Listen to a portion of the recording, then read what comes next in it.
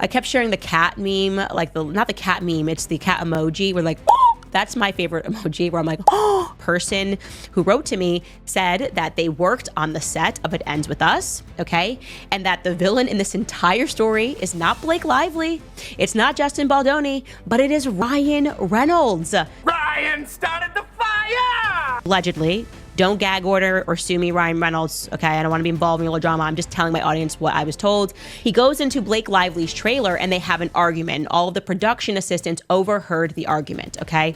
Now, what was at the root of that argument? We don't know, but we can assume it had something to do with what he saw in these dailies, what he read in the script. Who even knows what led him to even visit on this day? And the person says that from that day forward, he started involving himself, that he basically became a chaperone for her on set. He was there basically every day involved in the projects, wanting to rewrite lines, and suddenly Ryan Reynolds was trying to wrangle this project from Justin Baldoni, okay? And that is when, and this person was a strong contact. I felt good receiving this information from another person who said that it was Ryan Reynolds who marched into WME, okay?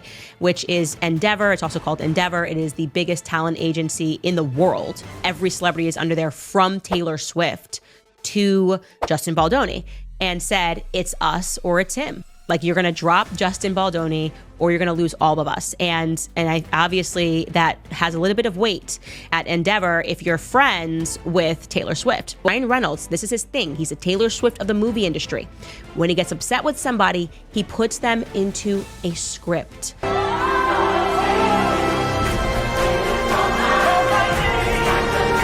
How do we know this? Because TJ Miller, and they made up after this, I will say that, spoke about this. Take a listen to what TJ Miller had to say. We had a really weird moment on Deadpool where he said, let's do one more take. And everyone was like, okay. And I was like, yeah, I'm fine. And then as the character, he was like horrifically mean to me. But to me. Cathartic. As if I'm Weasel. Right. Mm-hmm. So he was like, you know what's great about you, Weasel? You're not the star. But you just, you do just enough exposition that it's funny, and then we can leave and get back to the real movie. So he's riffed. The whole crew was acting weird. And then I went up to Kate, and I was like, that was weird, right? And she was like, of course it was weird. It was insane. Did something happen between Justin Baldoni and Blake Lively? That's my question. Don't send a gag order to me, Ryan Reynolds, because I'm not going to abide by it. I just feel like just don't do it. Just don't do it, okay? Or I'll pretend I didn't get it. I'll just jump away from the server. I'll jump into a bush. So don't do that. Just leave me alone, okay? You heard it here first. I'm calling it. There'll be a divorce at some point in time, just not right now. And one day, I want a Netflix documentary on the whole situation. Baldoni keeps coming up with receipts, and he's not playing. And it seems that Blake and Ryan Reynolds are the problem. And I don't know how Candace Owens knows, but she claims to know. She shared some juicy details on her stories about rumors going around, saying that Ryan Reynolds went to visit Blake Lively's movie set one day, and he sat down to watch the videos that were filmed during production. And whatever he saw, whether it was the takes or the talking in between, he did not like. And a production assistant overheard Ryan and Blake getting into an all-out yelling brawl over what happened on set. What's the old saying? You lose them the same way you got them? I know Scarlett Johansson is somewhere smiling because she lost Ryan Reynolds to Blake Lively the same way. And after that big fight is when they start seeing Ryan showing up a lot on set. And he even got involved with the actual movie making. And he started suggesting new lines for the movie. My question is, who is going to want to work with these two after all of this is over? And money is on Blake Lively being wrong. All right, you guys, it is Blake Lively and Justin Baldoni Day. Finally. I've been teasing that all week. And let me just say to all of the women out there that are watching, no matter what you do in life, you never, ever, ever go full Amber Heard. First of all, congrats on your little bump. Congrats on your little bump. What about my bump? You've got two nice ones. And they are kind of bumps, aren't they? No, not bumps. The lovely lady lumps. Check it out. Thank you. Thank you. Are you you like like- the movie? Are you a Woody Allen fan? I love most of his movies, and this one was so like visually amazing. Yeah, it's gorgeous. The internet started pulling out these clips, and suddenly there were these headlines, and people were just very upset with Blake Lively and started stringing together her pattern, okay? So her reputation, you could say, last year completely tanked. But then suddenly, okay, right before Christmas on December 20th, Blake Lively filed a complaint against Justin Baldoni and others in California, claiming sexual harassment. She filed a complaint at first, not a lawsuit. Okay, so on December 20th, she had filed a complaint with the Californian Civil Rights Department. She files it on December 20th, and lo and behold, on the 21st, the day after, somehow the New York Times gets a hold of it.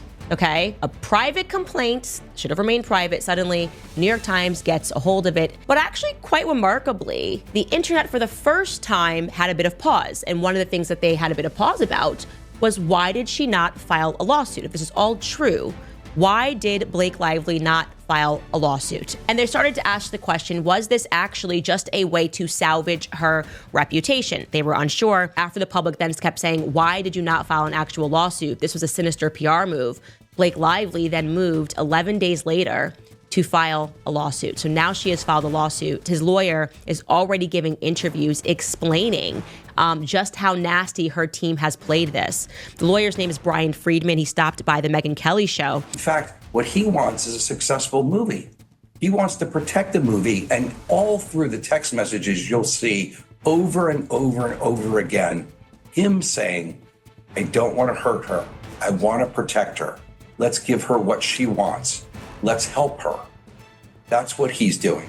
My money is on Blake Lively being wrong. I think she is 100% wrong. This doesn't make him a good guy. Doesn't make Justin Baldoni a great guy. Please do not think I'm a Justin Baldoni stan. I know nothing about him, and I hate 90% of Hollywood. But in this circumstance, I just think he's going to win the lawsuit. That's my take. You can agree with it. You can not agree with it. Can't wait to see what your comments are. On the day that both of them had to go back to work, meaning Ryan had to go back to film, Wayfarer gets that shocking email of demands. Anyways, jumping back into, he then moves immediately to ask to change their production dates. I would have your line producer's face tattooed to my perineum. Perineum is one of the most nervy parts of the human body to exposed to trauma. What? Deadpool after party, Ryan went and found a William Morris Endeavor and told that executive that they were working with a sexual predator, referring to Justin Baldoni. So we find out that when she starts getting bad press, and this is a perfect time for Ryan to manipulate her, in my opinion, I'm gonna draft a statement that Justin Baldoni and Wayfarer have to read to save Blake's reputation. Ryan demanded that Justin Baldoni and Wayfarer lie to the public. So they gave them the opportunity, basically put a gun to their head and said, this is a statement that we want you to read. So this is like why I love this lawsuit, because this is an insight that everything you read is BS. Sony informed them that there would be a cast-wide boycott